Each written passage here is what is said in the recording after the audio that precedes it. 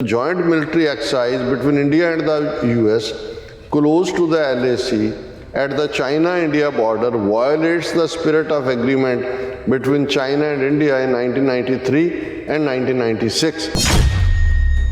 ਉਹਨਾਂ ਨੇ ਕਿਹਾ ਵੀ ਜਿਹੜਾ ਅਸੀਂ ਇਤਬਾਰ ਬਿਲਡ ਕਰਨਾ ਚਾਹੁੰਦੇ ਹਾਂ ਭਾਰਤ ਦੇ ਔਰ ਚੀਨ ਦੇ ਵਿਚਾਲੇ ਉਹਦੇ ਮੁਤਾਬਕ ਇਹ ਉਹਨੂੰ ਉਹਦੇ 'ਚ ਫਿੱਟ ਨਹੀਂ ਹੁੰਦਾ। China warns US not to interfere in its relationship with India, Pentagon. China has warned American officials not to interfere in its relationship with India, the Pentagon has said in a report to the Congress. The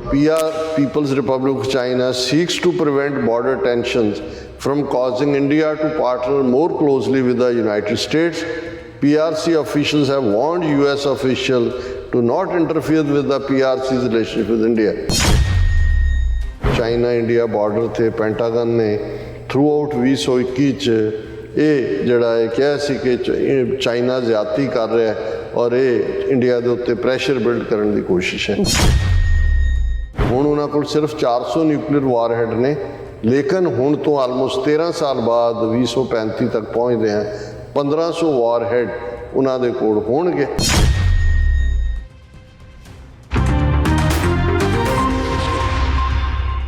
Waheguru ji ਕਾ ਖਾਲਸਾ ਵਾਹਿਗੁਰੂ ਜੀ ਕੀ ਫਤਿਹ। ਅਸਲਾਮ ਵਾਲੇਕਮ ਆਦਾਬ ਵਰਜ਼ ਮੈਂ ਤੁਹਾਡੀ host Neelam Kaur ਤੇ ਮੈਂ TV 84 ਦੇ ਸਾਰੇ ਦਰਸ਼ਕਾਂ ਤੇ ਸਰੋਤਿਆਂ ਨੂੰ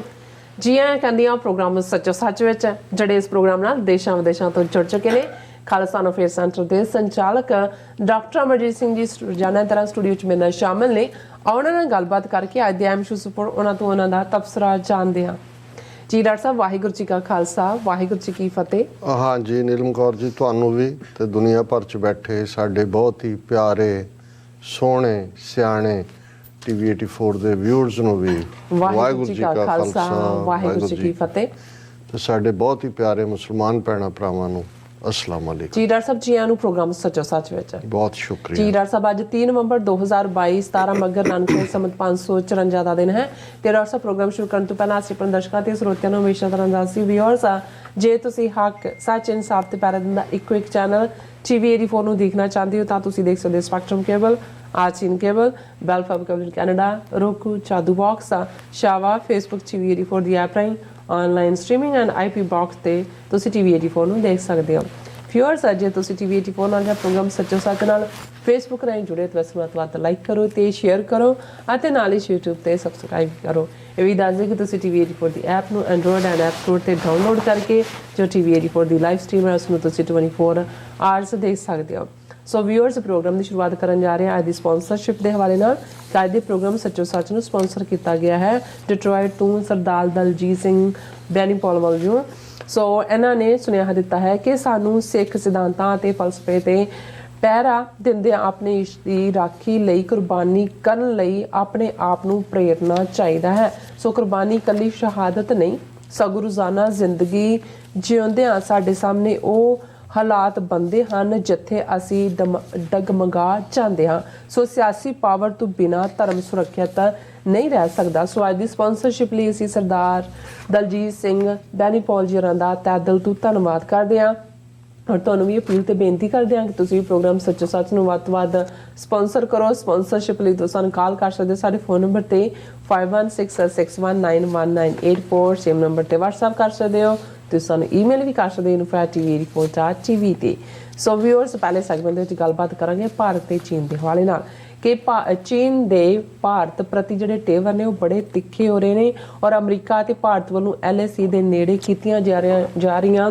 ਫੌਜੀ ਮਸ਼ਕਾਂ ਤੇ ਚੀਨ ਨੇ ਸਖਤ ਇਤਰਾਜ਼ ਜਿਹੜਾ ਉਹ ਜਤਾਇਆ ਹੈ ਔਰ ਦੂਸਰੇ ਪਾਸੇ ਚੀਨ ਨੇ ਅਮਰੀਕਾ ਨੂੰ ਵੀ ਵਾਰਨਿੰਗ ਦਿੱਤੀ ਹੈ ਕਿ ਉਹ ਭਾਰਤ ਦੇ ਮੁੱਦੇ ਤੇ ਦਖਲ-ਅੰਦਾਜ਼ੀ ਨਾ ਕਰੇ। ਕੀ ਚੀਨ ਵੱਲੋਂ ਗਲਵਾਨ ਵੈਲੀ ਐਕਸ਼ਨ ਵਾਂਗ ਭਾਰਤ ਨੂੰ ਇੱਕ ਵਾਰ ਫਿਰ ਸਬਕ ਸਿਖਾਇਆ ਜਾਏਗਾ? ਸੋ ਇਸ ਬਾਰੇ ਆਪਾਂ ਗੱਲਬਾਤ ਕਰਨ ਜਾ ਰਹੇ ਹਾਂ। ਸੋ ਅਸੀਂ ਚਾਹਾਂਗੇ ਕਿ ਤੁਸੀਂ ਸਾਨੂੰ ਇਸੇ ਤਰ੍ਹਾਂ ਬਣੇ ਰਹਿਣਾ ਦੇਖਣ ਸੁਣਨ ਲਈ। ਤੁਹਾਡਾ ਸਭ ਦਾ ਬਹੁਤ ਬਹੁਤ ਸ਼ੁਕਰੀਆ ਜੀ। ਡਾਕਟਰ ਸਾਹਿਬ ਕੀ ਵਿਚਾਰਾਂ ਨੇ?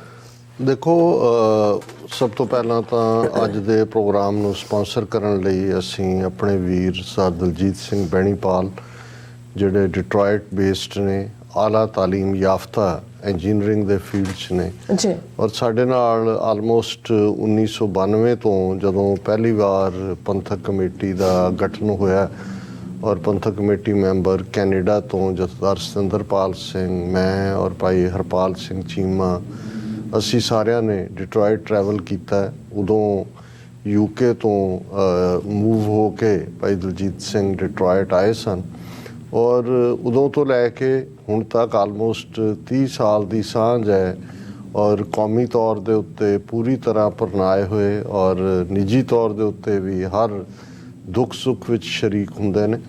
ਔਰ ਉਹਨਾਂ ਦੀ ਗੁਰੂ ਨਾਨਕ ਇੰਜੀਨੀਅਰਿੰਗ ਕਾਲਜ ਤੋਂ ਉਹਨਾਂ ਦੀ ਐਜੂਕੇਸ਼ਨ ਹੈ, ਉਸ ਤੋਂ ਬਾਅਦ ਉਹਨਾਂ ਨੇ ਮਾਸਟਰਸ ਔਰ ਈਵਨ PhD ਪ੍ਰੋਗਰਾਮ 'ਚ ਵੀ ਐਨਰੋਲ ਹੋਏ ਔਰ ਉਹਨਾਂ ਦੀ ਜਿਹੜੀ ਸਮਝ ਹੈ, ਕਿਉਂਕਿ ਪੰਜਾਬ ਦੀ ਕੰਟਰੀ ਸਾਈਡ ਖੰਨੇ ਦੇ ਨਾਲ ਉਹਨਾਂ ਦਾ ਸੰਬੰਧ ਹੈ, ਗਰਾਊਂਡ ਦੇ ਉੱਤੇ ਕੀ ਚੱਲ ਰਿਹਾ ਹੈ ਉਸ ਬਾਰੇ ਵੀ ਬੜੀ ਚੰਗੀ ਤਰ੍ਹਾਂ ਪਰਿਚਿਤ ਨੇ। ਬਾਹਰਲੀ ਦੁਨੀਆ ਦੇ ਵਿੱਚ ਉਹਨਾਂ ਨੇ ਜਿਹੜਾ ਹੈ ਹਰ ਫੀਲਡ ਦੇ ਬੰਦਿਆਂ ਦੇ ਨਾਲ, ਕਿਉਂਕਿ ਜਿਸ ਫੀਲਡ 'ਚੋਂ ਨੇ ਉਹਨਾਂ ਨੂੰ ਸਿਟੀ ਦੇ ਵਿੱਚ ਆਪਣੀ ਜੌਬ ਦੌਰਾਨ ਹਰ ਕਿਸਮ ਦੇ ਨਾਲ ਉਹਨਾਂ ਨੇ ਡੀਲ ਵੀ ਕੀਤਾ ਔਰ ਉਹਨਾਂ ਦਾ ਇੰਟਰਸਟ ਇੰਟਰਨੈਸ਼ਨਲ ਪੋਲੀਟਿਕਸ 'ਚ ਵੀ ਹੁੰਦਾ ਹੈ, ਹਰ ਕਿਸਮ ਦੀ ਡਿਵੈਲਪਮੈਂਟ ਦੇ ਉੱਤੇ ਉਹ ਅੱਖ ਰੱਖਦੇ ਨੇ ਔਰ ਉਹ ਇਹ ਮਹਿਸੂਸ ਕਰਦੇ ਨੇ ਕਿ ਭਾਈ ਜਿਹੜੀ ਅਲਟੀਮੇਟਲੀ ਵਿਜ਼ਡਮ ਹੈ, ਜੇ ਅਸੀਂ ਗੱਲ ਇਕੱਲੀ ਜੰਗ ਦੇ ਮੈਦਾਨ ਦੇ ਵਿੱਚ ਜਾ ਕੇ ਜੂਝਣ ਦੀ ਨਹੀਂ ਹੈ, ਜਿਹੜਾ ਜ਼ਾਹਰ ਹੈ ਜਿਹੜਾ ਫਾਈਨਲ ਸਾਡੀ ਕੋਈ ਆਪਸ਼ਨ ਹੈ ਔਰ ਉਹ ਵਕਤ ਵੀ ਆਏਗਾ ਜਦੋਂ ਕਿ ਹਰ ਇੱਕ ਨੂੰ ਜਾ ਕੇ ਜੂਝਣਾ ਪੈ ਸਕਦਾ ਔਰ ਜਿਵੇਂ ਕਿਸੇ ਨੇ ਕਿਹਾ ਸੀ ਜੀ ਅਜੇ ਤਾਂ ਇੱਕੋ ਹੀ ਆਇਆ ਦੁਬਈ ਤੋਂ ਤੇ ਉਹਨਾਂ ਨੂੰ ਵਕਤ ਪਿਆ ਹੋਇਆ ਜਦੋਂ ਸੱਚਮੁੱਚ ਇਸ ਕਿਸਮ ਦਾ ਮਾਹੌਲ ਸਿਰਜਿਆ ਗਿਆ। ਤੇ ਇਸ ਲਈ ਜਦੋਂ ਕਈ ਡਾਇਸਪੋਰਾ ਜਾਂ ਉੱਥੇ ਹੋ ਰਹੀ ਮਾਈਗ੍ਰੇਸ਼ਨ ਨੂੰ ਲੈ ਕੇ ਚਿੰਤਤ ਨੇ, ਮੈਂ ਉਸ ਨੂੰ ਅਸੈਟ ਵੀ ਸਮਝਦਾ ਕਿ ਜਿਹੜੀਆਂ ਮਾਈਗ੍ਰੇਸ਼ਨਸ ਹੁੰਦੀਆਂ ਨੇ ਇਹ ਟੈਂਪਰੇਰੀ ਵੀ ਹੁੰਦੀਆਂ ਨੇ ਔਰ ਇਹ ਕਈ ਵਾਰੀ ਗੇਮ ਚੇਂਜਰ ਵੀ ਹੁੰਦੀਆਂ ਔਰ ਜਦੋਂ ਫਿਰ ਵਕਤ ਆਉਂਦਾ ਹੈ, ਉਹ ਅੱਜ ਅਸੀਂ ਯੂਕਰੇਨ ਦੇ ਹਵਾਲੇ ਨਾਲ ਦੇਖ ਰਹੇ ਹਾਂ ਕਿ ਕਿੱਥੋਂ ਕਿੱਥੋਂ ਜਾ ਕੇ ਉੱਥੇ ਲੋਕ ਖਲੋ ਰਹੇ ਨੇ। ਆਇਰਲੈਂਡ ਦੀ ਸਟਰਗਲ ਦੇ ਵੇਲੇ ਆਇਰਿਸ਼ ਲੋਕ 19th ਸੈਂਚੁਰੀ ਦੀ ਜਦੋਂ ਪੋਟੇਟੋ ਫੈਮਿਨ ਹੋਈ, ਅਕਾਲ ਪਿਆ, ਉਦੋਂ ਨਿਕਲੇ। ਲੇਕਿਨ ਜੇ ਆਇਰਲੈਂਡ ਇੱਕ ਮੁਲਕ 1930s ਤੱਕ ਬਣਦਾ ਤੇ ਬਾਹਰ ਬੈਠੇ ਡਾਇਸਪੋਰਾ ਆਇਰਿਸ਼ ਦਾ ਰੂਲ ਸੀ ਔਰ ਅੱਜ ਵੀ ਜੇ ਨਾਰਦਰਨ ਆਇਰਲੈਂਡ ਦਾ ਫਾਈਨਲੀ ਇੱਕ ਆਨਰੇਬਲ ਸਮਝੌਤਾ ਬ੍ਰਿਟਿਸ਼ ਹਕੂਮਤ ਨਾਲ ਹੁੰਦਾ ਤੇ ਉਹਦੇ 'ਚ ਵੀ ਅਮਰੀਕਾ 'ਚ ਬੈਠੇ ਹਰ ਆਇਰਿਸ਼ ਦਾ ਰੂਲ ਸੀ। ਪ੍ਰੈਜ਼ੀਡੈਂਟ ਕਲਿੰਟਨ ਦੇ ਪੀਰੀਅਡ 'ਚ ਸੇਂਟ ਪੈਟਰਿਕ ਡੇ ਦੇ ਮੌਕੇ ਉਹਨਾਂ ਦੀ ਔਰ ਉਹਨਾਂ ਨੇ ਆਪਣੀ ਹਥਿਆਰਬੰਦ ਸੰਘਰਸ਼ ਵੀ IRA ਦੇ ਥੱਲੇ ਜਾਰੀ ਰੱਖਿਆ, ਆਪਣਾ ਉਹਨਾਂ ਨੇ ਪੋਲੀਟੀਕਲ ਵਿੰਗ ਵੀ ਸ਼ਿਨ ਫੇਨ ਬਣਾਇਆ ਔਰ ਜਿਹੜੀ ਉਹਨਾਂ ਦੀ ਹਮਾਇਤ ਜਾਂ ਉਹਨਾਂ ਦੀ ਲੌਬੀ ਸੀ, ਬ੍ਰਿਟਿਸ਼ਰਸ ਤੋਂ ਕੋਈ ਕੰਸੈਸ਼ਨ ਲੈਣਾ ਸੌਖਾ ਨਹੀਂ ਸੀ, ਉਹਦੇ 'ਚ ਡਾਇਸਪੋਰਾ ਆਇਰਿਸ਼ ਨੇ ਹੀ ਰੋਲ ਅਦਾ ਕੀਤਾ। ਇਸੇ ਤਰ੍ਹਾਂ ਈਵਨ ਅਰਮੀਨੀਆ ਦੇ ਹਵਾਲੇ ਨਾਲ ਵੀ ਅਸੀਂ ਦੇਖਦੇ ਹਾਂ ਕਿ 100 ਸਾਲ ਪਹਿਲਾਂ ਵਾਪਰੀ ਨਸਲਕੁਸ਼ੀ ਨੂੰ ਨਾ ਸਿਰਫ ਰੈਕਗਨਾਈਜ਼ ਕਰਵਾਇਆ ਗਿਆ,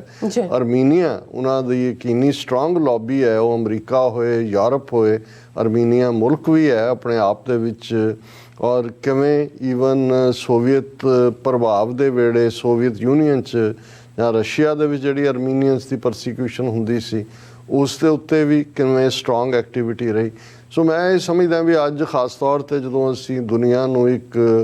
ਗਲੋਬਲ ਵਿਲੇਜ ਸਮਝਦੇ ਹਾਂ ਤੇ ਇਸ ਦੇ ਨਾਲ ਨਾਲ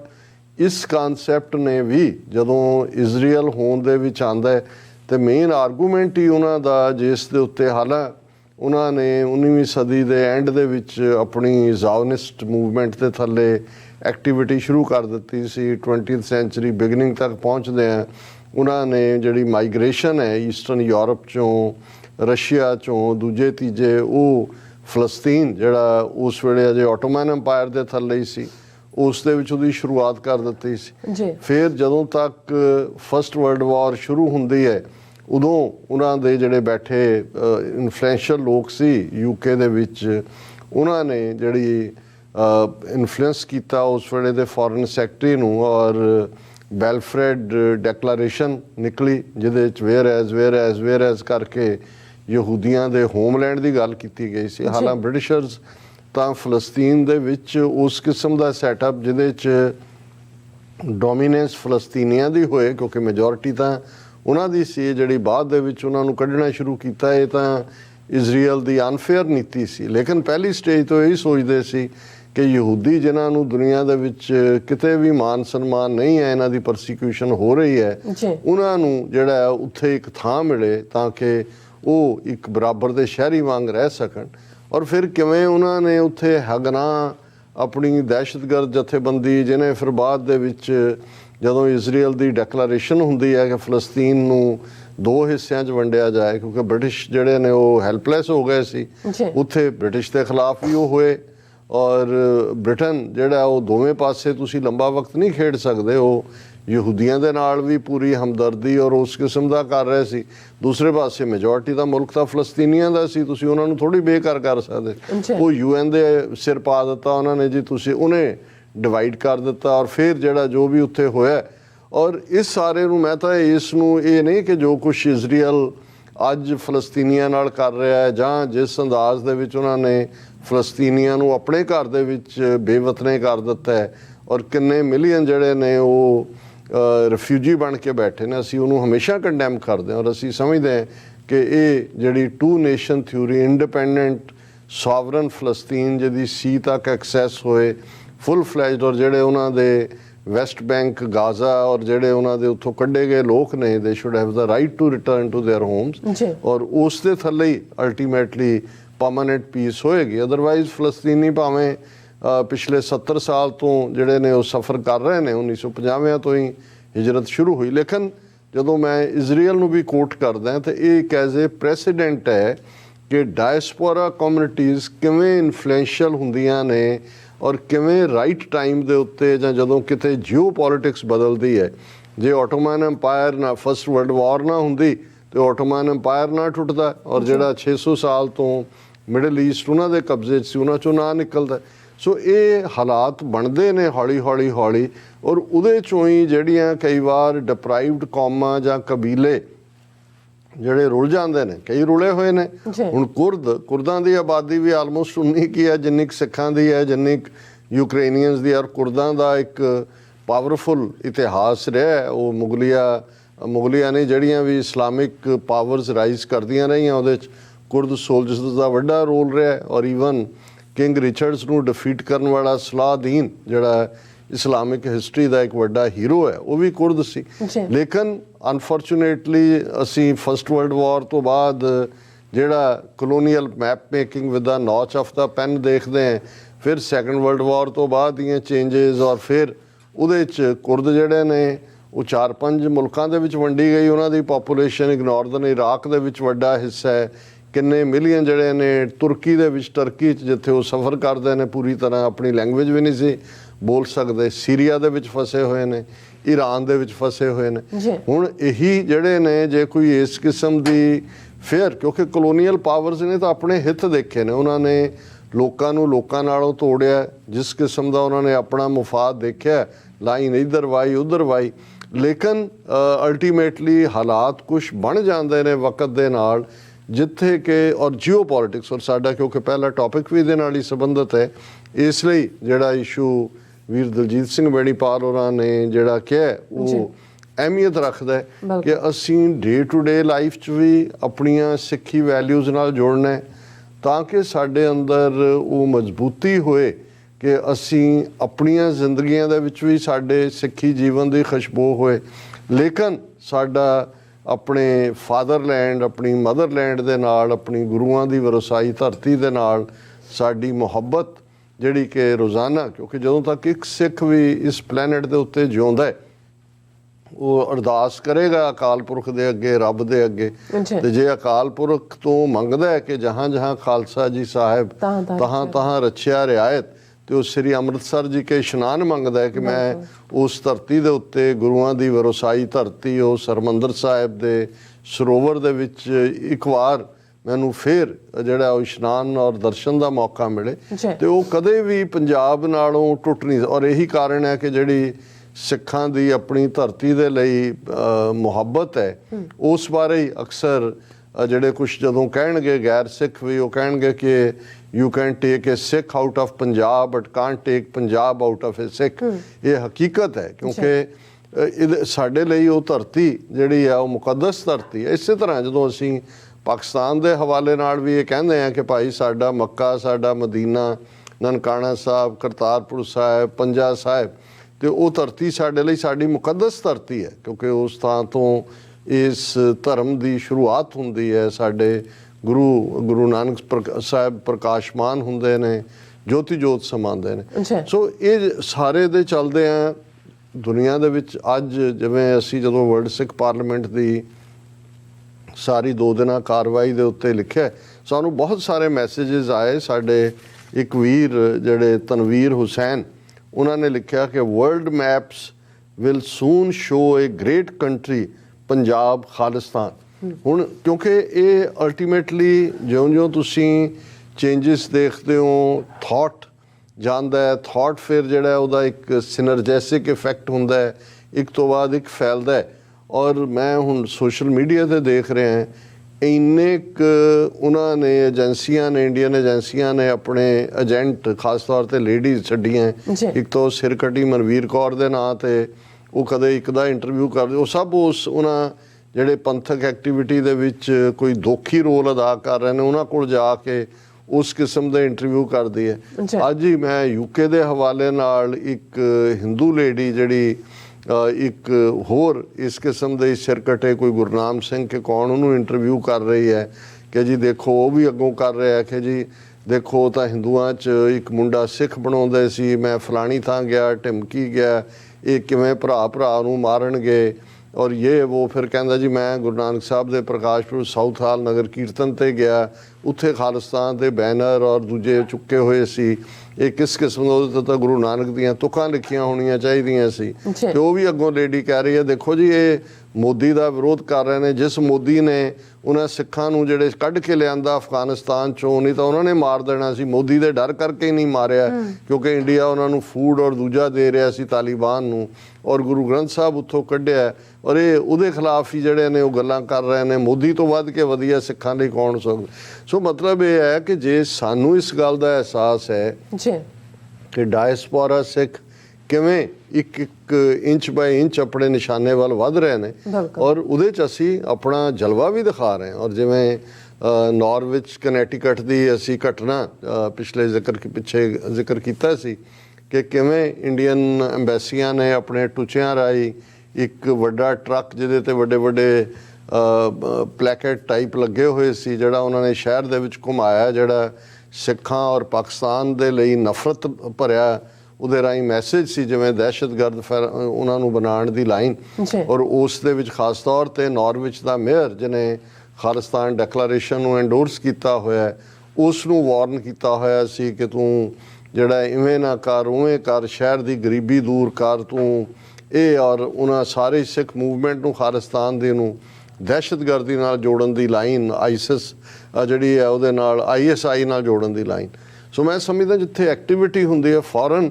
ਜਿਹੜਾ ਲੋਕਲ ਸਿੱਖਾਂ ਨੇ, ਸਵਰਨਜੀਤ ਸਿੰਘ ਹੋਰਾਂ ਨੇ, ਬਾਕੀ ਲੋਕਲ ਉਹਨਾਂ ਨੇ ਇਸ ਦਾ ਜਿਹੜਾ ਨੋਟਿਸ ਲਿਆ, FBI ਨੂੰ ਨੋਟੀਫਾਈ ਕੀਤਾ, ਲੋਕਲ ਪੁਲਿਸ ਕੋਲ ਜਿਹੜੀ ਹੈ ਉਹ ਕੰਪਲੇਨ ਕੀਤੀ।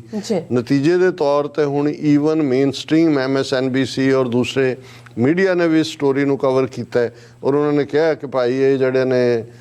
ਸਿੱਖਾਂ ਦੇ ਖਿਲਾਫ ਨਫ਼ਰਤ ਔਰ ਹੇਟ ਕ੍ਰਾਈਮ ਹੋਣ ਦਾ ਡਰ ਹੈ। ਔਰ ਦੂਸਰਾ ਪਾਕਿਸਤਾਨੀ ਵੀ ਇੱਕ ਜਿਹੜਾ ਸ਼ਾਪਕੀਪਰ ਉੱਥੇ ਹੈ, ਸਟੋਰ ਕੀਪਰ, ਉਹ ਵੀ ਬਿਆਨ ਦੇ ਰਿਹਾ ਕਿ ਭਾਈ ਅਸੀਂ ਤਾਂ ਪਹਿਲਾਂ ਹੀ ਜਿਹੜਾ ਕੱਲ੍ਹ ਨੂੰ ਕੋਈ ਵੀ ਇਸ ਕਿਸਮ ਦਾ ਹੇਟ ਸੋ ਮਤਲਬ ਇਹ ਤਰੀਕਾ ਹੈ। ਹੁਣ ਇਹ ਉਹਨਾਂ ਦਾ ਇੱਕ ਪਾਇਲਟ ਪ੍ਰੋਜੈਕਟ ਸੀ ਕਿ ਉਹਨਾਂ ਨੇ ਇੱਕ ਸ਼ਹਿਰ ਦੇ ਵਿੱਚ ਇਸ ਕਿਸਮ ਦਾ ਕਰਕੇ, ਕਿਉਂਕਿ ਅਮਰੀਕਾ ਕੈਨੇਡਾ 'ਚ ਜਿਸ ਕਿਸਮ ਦਾ ਪ੍ਰਭਾਵ ਖਾਲਿਸਤਾਨੀ ਲਹਿਰ ਦਾ ਹੈ ਇਸ ਵੇਲੇ, ਉਹਨੂੰ ਡਿਮਨਾਈਜ਼ ਕਰਨ ਲਈ ਔਰ ਗਲੀਆਂ ਕੁੱਚਿਆਂ 'ਚ ਲੜਾਈ ਦੇ ਲਈ ਉਹ ਮਾਹੌਲ ਬਣਾ ਰਹੇ ਸੀ। ਪਰ ਇੱਕਦਮ ਔਨ ਦਾ ਡਿਫੈਂਸਿਵ ਹੋ ਗਏ ਹੋਣਗੇ, ਕਿਉਂਕਿ ਅਸੀਂ ਦੇਖ ਰਹੇ ਹਾਂ ਕਿ ਵੀ ਇਹ ਤਾਂ FBI ਲੈਵਲ ਤੋਂ ਲੈ ਕੇ, ਜਦੋਂ FBI ਇਨਵੋਲਵ ਹੁੰਦੀ ਹੈ, ਫੈਡਰਲ ਹੈ, ਫਿਰ ਤਾਂ ਈਵਨ ਸਟੇਟ ਪੁਲਿਸ ਨੂੰ ਵੀ ਜਿਹੜਾ ਕੋਈ ਚੀਜ਼ FBI ਕੋਲ ਚਲੀ ਜਾਂਦੀ ਹੈ, ਸਟੇਟ ਪੁਲਿਸ ਉਸ ਤੋਂ ਬੜੀ ਜਿਹੜੀ ਹੈ ਉਸ ਇਹ ਤਾਂ ਇੱਕ ਤਾਂ ਕੋਆਪਰੇਟ ਕਰਨਾ ਹੁੰਦਾ ਉਹਨਾਂ ਨੂੰ, ਹੁੰਦਾ ਉਹ ਡਿਫਰੈਂਟ। ਫਿਰ ਜਿਹੜਾ ਕ੍ਰਾਈਮ ਵੀ ਹੈ ਜਾਂ ਈਵਨ ਜਿਹੜਾ ਹੇਟ ਕ੍ਰਾਈਮ ਹੈ ਉਹ ਫੈਡਰਲ ਕ੍ਰਾਈਮ ਹੈ। ਸੋ ਇਸ ਸਾਰੇ ਦੇ ਥੱਲੇ ਮੈਂ ਸਮਝਦਾ ਵੀ ਇਹ ਰਿਸਪੌਂਸ ਹੈ, ਬਜਾਏ ਕਿ ਅਸੀਂ ਹਰ ਇਸ਼ੂ ਦੇ ਉੱਤੇ ਰਿਐਕਟਿਵ ਅਪਰੋਚ ਰੱਖੀਏ। ਇਹ ਹੈ ਵੀ ਇਹਨਾਂ ਨੂੰ ਵਟੋ ਵਟ ਪਾਓ। ਇਹ ਝੂਠੇ ਲੋਕ ਔਰ ਨਫ਼ਰਤ ਨਾਲ ਭਰੇ ਹੋਏ ਕਿਵੇਂ ਬਾਈਡਨ ਐਡਮਿਨਿਸਟ੍ਰੇਸ਼ਨ ਦੇ ਅਦਾਰਿਆਂ 'ਚ ਵੜੇ ਹੋਏ ਨੇ, किस किस्म का ये जिहड़ा माहौल सिरज रहे हैं। सो इस सारे दे चलदिआं असीं ये समझते हैं कि जिहड़ियां तब्दीलियां बेशक साडे लई कई वारी ये हार्ड भी होएगा, क्योंकि अनफॉर्चुनेटली इस दुनिया की हुई नवीं पोलराइजेशन दे विच अमरीका और रूस, अमरीका और चाइना पोल अपार्ट खड़े ने, चाइना और रशिया एक ब्लॉक च ने, और अमरीका और इंडिया जिहड़े ने वो ज़ाहिर है इंडिया नूं स्ट्रैटेजिक पार्टनर के नां थल्ले इंडिया का मोढा वरत के अमरीका जिहड़ा है उसकी अपनी पॉलिटिक्स है, अमरीकन इंटरस्ट अपने ने। सो साडे लई क्योंकि असीं बीइंग अमेरिकन साडे इंटरस्ट अमरीका दे नाल ने, अमरीका च हुंदे हैं, पर जदों असीं उस धरती जां उस खित्ते बारे कोई भी जिहड़ा है वो गल करांगे तो उदों असीं ये देखांगे कि वीज़ा भी इंडिया साडे इंटरस्ट कित्थे लाई करदे ने। उत्थे जे सानू अमरीकना वाल थोड़ी बहुत जिहड़ी है वो तिखी नज़र दे नाल भी उन्हां नूं कहना पैंदा है कि भाई ये तुसीं जिवें इन्हां तो जो तवक्कुआत करदे हो इन्हां ने ना निभना, एक कॉवर्डली, और इन्हां ने मेरा ख्याल है ये तो नहीं है अमरीका दुनिया नूं रन करदा हर लिहाज नाल सुपर पावर है कि पेंटागन नूं जां उन्हां दी डीप स्टेट नूं नज़र नहीं आंदा भी किड्डे किन्हां दे योधे ने आ जो कुछ 2020 गलवान वैली जां डेप सॉन्ग जां दूजे जो जुत्तियां इन्हां ने खाधियां। और अज ही मैं उन्होंने दोबारा सुन रहा सी प्रवीण सानी जिहड़ा एक्सपर्ट है इस सारे फील्ड का, और उहदा एक वीडियो जिहड़ी जिहदे च उन्हें ये क्या उन्हें कामेंट तो ये ही किया भी जिहड़ा एक इंडियन नॉर्दर्न कमांड के लैफ्टिनेंट जनरल ने जिहड़ी है वो फुकरी मारी है कि जी सानू गौरमेंट आर्डर करे असी फौरन जिहड़ा है वो पाकिस्तान ऑक्यूपाइड कश्मीर लै लांगे जां दूजा उहदे ते उन्हें टिप्पणी करदे हैं वो फिर उन्हें बैक विजिट किया कि किवें इंडिया फेल होया हर फ्रंट ते, और ख़ास तौर पर जिहड़ा गलवान वैली दे विच भारती भी फौजियां का मारे जाना, उन्हें कहा विदाउट फायरिंग ए बुलेट चाइना ने अपना ऑब्जैक्टिव हासिल कर लिया। और 2000 स्क्वायर किलोमीटर उन्हें कहा जी ये जी 1000 स्क्वायर किलोमीटर कोट हो रहा है कि चीन ने ली है था, नहीं ये 2000 स्क्वायर किलोमीटर है। और उन्होंने कहा कि भी ये इन्हों दी डिफीट तो इत्थे ही आ गई कि भी उन्होंने विदाउट फायरिंग ए बुलेट अपना ऑब्जैक्टिव हासिल कर लिया। और जिन्हों की जमीन खोई जां जिथे उन्होंने फौज नूं जिहड़ा वो जलील किया उत्थे प्राइम मिनिस्टर मोदी कह रहा जी कि ना कोई आया ना कोई गया, ना साडा कोई किसी ने खोया ना असी कुछ गवाया। उन्हें कहा जी यही डिफीट। और फिर वो अगे गल कर रहे सी कि भाई इस किस्म का जिहड़ा बयान लैफ्टिनेंट जनरल ने दिता है ये अल्टीमेटली इस दे नाल चीन और पाकिस्तान जिहड़े ने उही मजबूती वाल जांदे ने। और इस गल का एक अपना पिछोकड़ है कि जदों 2019 दे विच 5 अगस्त 2019 नूं भारती पार्लीमेंट ने जिसनूं मैं आईनी गुंडागर्दी कहना है वो उस दे तहत जम्मू कश्मीर का आर्टिकल 370-35A ख़त्म किया। गल उत्थे नहीं रुकी, उस तो बाद अपनी जिहड़ी है छाती जिहड़ी ऑलरेडी एक गेंडे वर्गी है उहदी अमित शाह दी वो होर चौड़ी करदे हैं जिहड़ा उन्हें पार्लीमेंट दे विच कहा कि जी हुण असी यही नहीं असी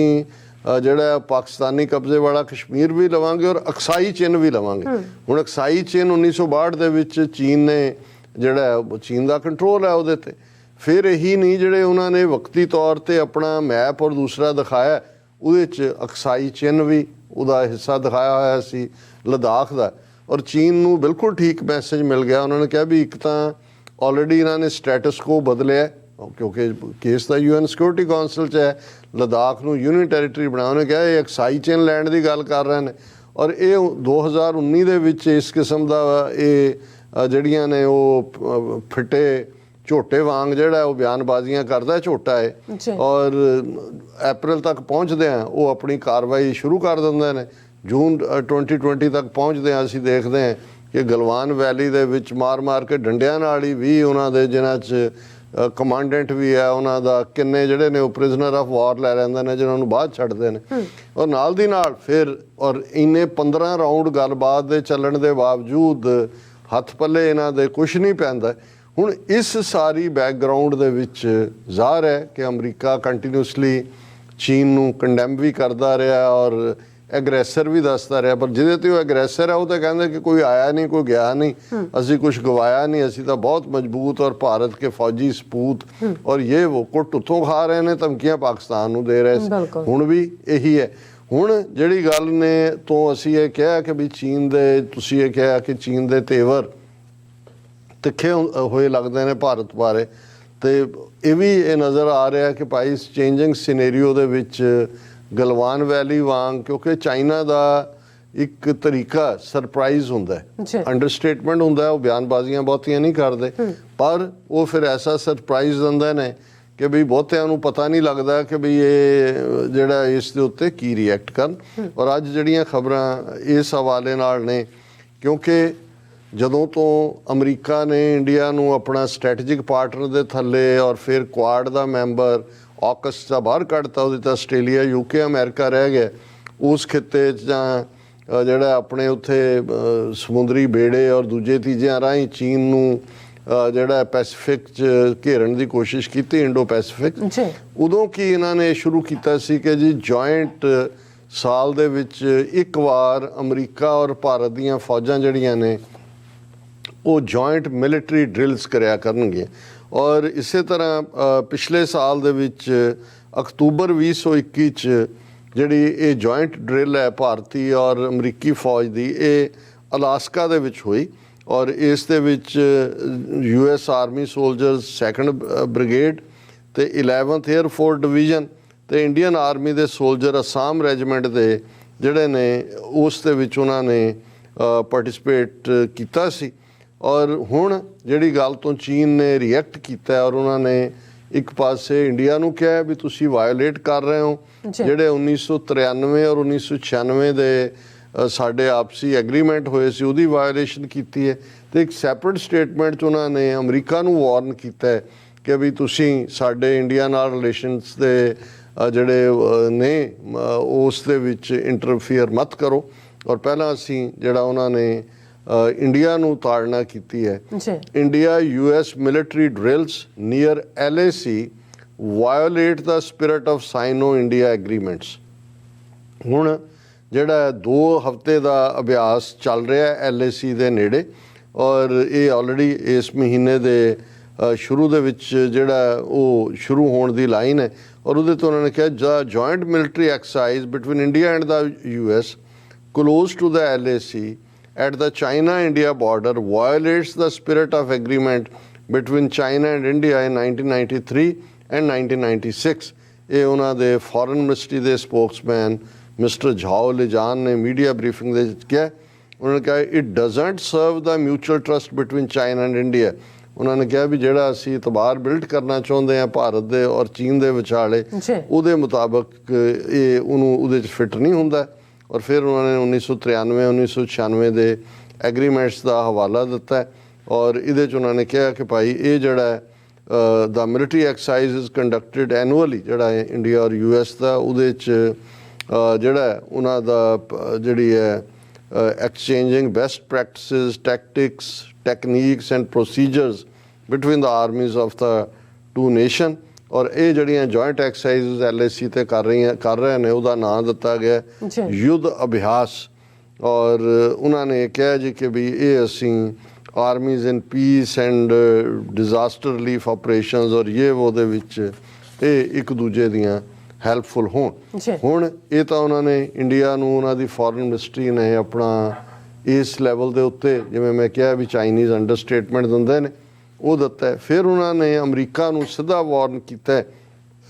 ਔਰ ਉਹਦੇ 'ਚ ਉਹਨਾਂ ਨੇ ਇਹ ਕਿਹਾ China warns US not to interfere in its relationship with India, Pentagon. ਔਰ ਇਹ ਜਿਹੜਾ ਉਹਨਾਂ ਨੇ beginning in May 2020 Chinese and Indian forces, ਇਹ ਪੂਰੀ ਬੈਕਗਰਾਊਂਡ ਹੈ। ਔਰ ਇਹਦੇ 'ਚ ਉਹਨਾਂ ਨੇ ਅੱਜ ਨਵੰਬਰ 30 ਦੀ ਖਬਰ ਹੈ, China has warned American officials not to interfere in its relationship with India, the Pentagon has said in a report to the Congress। Pentagon ਨੇ ਕਾਂਗਰਸ ਨੂੰ ਰਿਪੋਰਟ ਸਬਮਿਟ ਕੀਤੀ ਹੈ ਔਰ ਉਹਦੇ 'ਚ ਉਹਨਾਂ ਨੇ ਕਿਹਾ ਕਿ ਵੀ ਇਹ ਚੀਨ ਨੇ ਸਾਨੂੰ ਵਾਰਨ ਕੀਤਾ ਹੈ। The People's Republic of China seeks to prevent border tensions from causing India to partner more closely with the United States. PRC officials have warned US officials to not interfere with the PRC's relationship with India। ਇਹ ਬਾਰ-ਬਾਰ ਆਪਣੀ report ਦੇ ਵਿੱਚ ਕਹਿ ਰਹੇ ਨੇ ਔਰ ਉਹਨਾਂ ਨੇ ਕਿਹਾ ਕਿ ਚਾਈਨਾ ਇੰਡੀਆ ਬਾਰਡਰ ਤੇ ਪੈਂਟਾਗਨ ਨੇ ਥਰੂ ਆਊਟ 2021 ਚ ਇਹ ਜਿਹੜਾ ਇਹ ਕਿਹਾ ਸੀ ਕਿ ਚਾਈਨਾ ਜ਼ਿਆਦਤੀ ਕਰ ਰਿਹਾ ਹੈ ਔਰ ਇਹ ਇੰਡੀਆ ਦੇ ਉੱਤੇ ਪ੍ਰੈਸ਼ਰ ਬਿਲਡ ਕਰਨ ਦੀ ਕੋਸ਼ਿਸ਼ ਹੈ। ਔਰ ਇਕੱਲਾ ਇਹੀ ਨਹੀਂ, ਈਵਨ ਜਿਹੜਾ ਇੱਕ ਇਹ ਰਿਪੋਰਟ ਵੀ ਕਾਂਗਰਸ ਨੂੰ ਦਿੱਤੀ ਗਈ ਹੈ ਕਿ China to have 1500 nuclear warheads by 2035 Pentagon report ਕਿ 2030 ਤੱਕ ਪਹੁੰਚਦੇ ਆ। ਉਹਨਾਂ ਨੇ ਕਿਹਾ ਵੀ ਚਾਈਨਾ ਆਪਣੀ ਨਿਊਕਲੀਅਰ ਪਾਵਰ ਨਿਊਕਲੀਅਰ ਵਾਰਹੈਡ ਦੀ ਗਿਣਤੀ ਵਧਾ ਰਿਹਾ ਔਰ ਇਹ China is expanding its nuclear force and is likely to have a stockpile of about 1,500 warheads by 2035,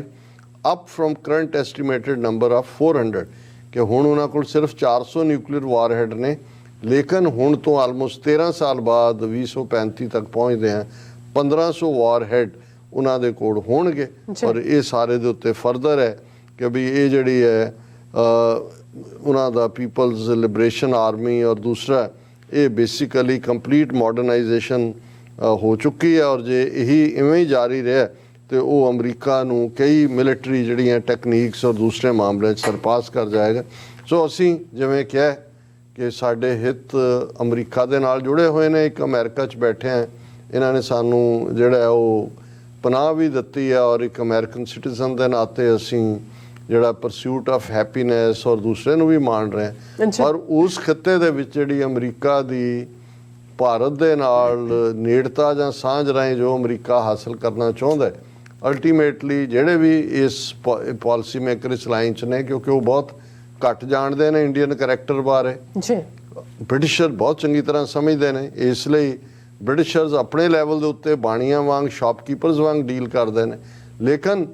ਇਹ ਜਿਹੜੀ ਜਦੋਂ ਤੱਕ ਅਮਰੀਕਨ ਨੀਤੀ ਕਾੜੇ ਇਹ ਨਹੀਂ ਸਮਝਣਗੇ ਔਰ ਉਹਦੇ 'ਚ ਜਦੋਂ ਔਰ ਕਿਸੇ ਨੇ ਜਦੋਂ ਅਸੀਂ ਵਰਲਡ ਸਿੱਖ ਪਾਰਲੀਮੈਂਟ ਦੀ ਗੱਲ ਵੀ ਕੀਤੀ ਤੇ ਇੱਕ ਵੀਰ ਦਾ ਪਾਕਿਸਤਾਨੀ ਵੀਰ ਦਾ ਕਮੈਂਟ ਸੀ ਕਿ ਵੀ ਇੱਕ ਵਕਤ ਆਏਗਾ ਕਿ ਖਾਲਿਸਤਾਨ ਐਜ਼ ਏ ਨੇਸ਼ਨ ਵੀ ਔਰ ਇਹ ਪਾਵਰਸ ਵੀ ਮਹਿਸੂਸ ਕਰਨਗੀਆਂ ਕਿ ਭਾਈ ਇਹੀ ਲੋਕ ਨੇ ਜਿਹੜੇ ਨੈਟੋ ਵਾਂਗ ਜਿਹੜਾ ਹੈ ਉਹ ਇੰਟਰਸਟ ਜਿਹੜੇ ਨੇ ਡੈਮੋਕ੍ਰੇਸੀ ਦੇ ਜਾਂ ਦੂਜੇ ਦੇ ਉਹਨਾਂ ਨੂੰ ਕਾਇਮ ਰੱਖ ਸਕਦੇ ਨੇ। ਹਾਲਾਂਕਿ ਇਹ ਇੱਕ ਫਾਰਫੈਚਡ ਗੱਲ ਹੈ ਪਰ ਮੈਂ ਸਮਝਦਾ ਹਾਂ ਕਿ ਬਈ ਇਹ ਗੱਲ ਹੌਲੀ ਹੌਲੀ ਇਹਨਾਂ ਨੂੰ ਸਮਝਣੀ ਪਏਗੀ ਕਿ ਉਸ ਖਿੱਤੇ ਦੇ ਵਿੱਚ ਚਾਈਨਾ, ਇੰਡੀਆ ਔਰ ਪਾਕਿਸਤਾਨ ਜਿਹੜੇ ਤਿੰਨੋਂ ਹੀ ਨਿਊਕਲੀਅਰ ਪਾਵਰਸ ਨੇ ਉਹਨਾਂ ਦੇ ਵਿਚਾਲੇ ਬਫਰ ਸਟੇਟ ਖਾਲਿਸਤਾਨ ਦਾ ਹੋਣਾ ਇਹ ਦੋਨਾਂ ਨੂੰ ਹੀ ਜਿਹੜਾ ਟੈਂਸ਼ਨ ਜਾਂ ਜੋ ਵੀ ਚਾਈਨਾ ਇੰਡੀਆ ਦਾ ਆਪਸ ਟਕਰਾਅ ਹੈ, ਈਵਨ ਪਾਕਿਸਤਾਨ ਇੰਡੀਆ ਦਾ ਟਕਰਾਅ, ਉਸ ਸਭ ਦਾ ਜੇ ਕੋਈ ਪਰਮਾਨੈਂਟ ਅਜੇ ਤਾਂ ਵਕਤੀ ਤੌਰ ਦੇ ਉੱਤੇ ਐਡਹੌਕਿਜ਼ਮ ਹੈ ਨਾ, ਹਰ ਕੋਈ ਦੇਖ ਰਿਹਾ ਵੀ ਉਹਦੇ ਹਥਿਆਰ ਕਿਹਨੇ ਖਰੀਦਣੇ ਨੇ, ਕਿਹਨੂੰ ਵੇਚਣਾ, ਉਹ ਰੂਸ ਨਾਲ ਚਲਾ ਗਿਆ, ਉਹ ਚੀਨ ਨਾਲ ਚਲਾ ਗਿਆ, ਪਰ ਅਲਟੀਮੇਟਲੀ ਜਦੋਂ ਵੀ ਕੋਈ ਸੀਰੀਅਸ ਕਿਸਮ ਦੇ ਲੋਕ ਜਿਹੜੇ ਵਾਈਟ ਹਾਊਸ ਔਰ ਪੈਂਟਾਗਨ 'ਚ ਬੈਠੇ ਕਿ ਉਸ ਖਿੱਤੇ ਦੇ ਵਿੱਚ ਪਰਮਾਨੈਂਟ ਪੀਸ ਐਂਡ ਪ੍ਰੋਸਪੈਰਿਟੀ ਕਿਵੇਂ ਆ ਸਕਦੀ ਹੈ ਤੇ ਇਹਨਾਂ ਤਿੰਨੋਂ ਹੀ ਨਿਊਕਲੀਅਰ ਪਾਵਰਡ ਮੁਲਕਾਂ ਦੇ ਵਿਚਾਲੇ ਬਫਰ ਸਟੇਟ ਖਾਲਿਸਤਾਨ ਦਾ ਬਣਨਾ ਹੀ ਪਰਮਾਨੈਂਟ ਸੋਲੂਸ਼ਨ। ਜੀ ਡਾਕਟਰ ਸਾਹਿਬ ਤੁਹਾਡਾ ਬਹੁਤ ਬਹੁਤ ਸ਼ੁਕਰੀਆ, ਤੁਸੀਂ ਆਪਣੇ ਵਿਚਾਰ ਸਾਡੇ ਦਰਸ਼ਕਾਂ ਨਾਲ ਸਾਂਝੇ ਕੀਤੇ ਨੇ। ਸੋ ਇੱਥੇ ਲੈਣੇ ਬ੍ਰੇਕ ਔਰ ਬ੍ਰੇਕ ਤੇ ਜਾਣ ਤੋਂ ਪਹਿਲਾਂ ਅਸੀਂ ਆਪਣੇ ਦਰਸ਼ਕਾਂ ਤੇ ਸਰੋਤਿਆਂ ਨੂੰ ਹਮੇਸ਼ਾ ਤਰ੍ਹਾਂ ਅਪੀਲ ਤੇ ਬੇਨਤੀ ਕਰਦੀ ਵਿਊਅਰਸ, ਜਿਸ ਤਰ੍ਹਾਂ ਕਿ ਤੁਸੀਂ ਜਾਣਦੇ ਹੋ ਕਿ TV 84 ਇੱਕ ਪੰਥਕ ਚੈਨਲ ਹੈ। TV 84 ਦੀ ਚੜ੍ਹਦੀ ਕਲਾ ਲਈ ਵੱਧ ਤੋਂ ਵੱਧ ਡੋਨੇਟ ਕਰੋ। ਡੋਨੇਟ ਕਰਨ ਲਈ ਸਾਡੀ ਵੈਬਸਾਈਟ TV84.tv ਤੇ ਜਾ ਕੇ ਪੇ ਫੋਨ ਦੀ ਵਰਤੋਂ ਕਰਕੇ ਵਨ ਟਾਈਮ ਡੋਨੇਟ ਕਰ ਸਕਦੇ ਹੋ, ਮੰਥਲੀ ਡੋਨੇਟ ਵੀ ਕਰ ਸਕਦੇ ਹੋ। ਤੁਸੀਂ TV 84 ਦੇ ਨਾਮ ਤੇ ਚੈੱਕ ਬਣਾ ਕੇ ਸਾਨੂੰ ਮੇਲ ਵੀ ਕਰ ਸਕਦੇ ਹੋ ਸਾਡੇ ਇਸ ਪਤੇ ਤੇ 36-01 37th Avenue, Long Island City, New York 11101 USA, ਜਾਂ ਫਿਰ ਤੁਸੀਂ ਸਾਨੂੰ ਫੋਨ ਰਾਹੀਂ ਵੀ ਸੰਪਰਕ ਕਰ ਸਕਦੇ ਹੋ ਸਾਡੇ ਫੋਨ ਰਾਹੀਂ 5166191984। ਤੁਸੀਂ ਸਾਨੂੰ ਈਮੇਲ ਵੀ ਕਰ ਸਕਦੇ ਹੋ info@tv84.tv ਤੇ। ਅੱਜ ਤੁਹਾਡੇ ਤਹਿ ਦਿਲ ਤੋਂ ਸ਼ੁਕਰਗੁਜ਼ਾਰ ਹੋਵਾਂਗੇ। ਸੋ ਇੱਥੇ ਲੈਣੇ ਬ੍ਰੇਕ ਵਿਊਅਰਸ, ਤੁਸੀਂ ਸਾਨੂੰ ਇਸੇ ਤਰ੍ਹਾਂ ਬਣੇ ਰਹਿਣਾ। ਮਿਲਦੇ ਹਾਂ ਛੋਟੇ ਜਿਹੇ ਵਕਫੇ ਤੋਂ ਬਾਅਦ।